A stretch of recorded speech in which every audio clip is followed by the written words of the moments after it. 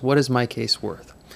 I have had lots of clients that have come and asked me that question, and they often compare their cases with other cases for friends. And what I tell people is the same, is you just can't compare your case with any other cases. Each case has its own individual merits and needs to be decided on an individual basis. But what I can do is I can tell folks what are the general things that they can recover for. When a person is harmed by somebody else's conduct, they're entitled to recover for the medical expenses that are related to their injury, both medical expenses in the past and medical expenses in the future.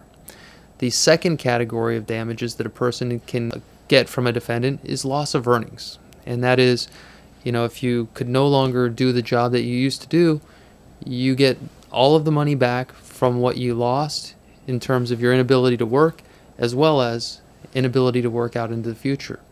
If there's retraining that's required, things of that nature, all that is compensable as well. So clearly, the defendant is responsible for all of the harm in that regard.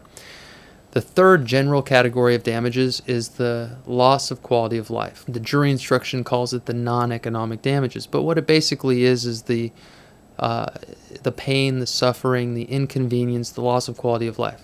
The law recognizes that when you're injured, there are certain intangibles that are affected in a person's life. The jury is asked to figure out what the fair amount of compensation for that is, whether it's recreational activities, household activities, things of that nature.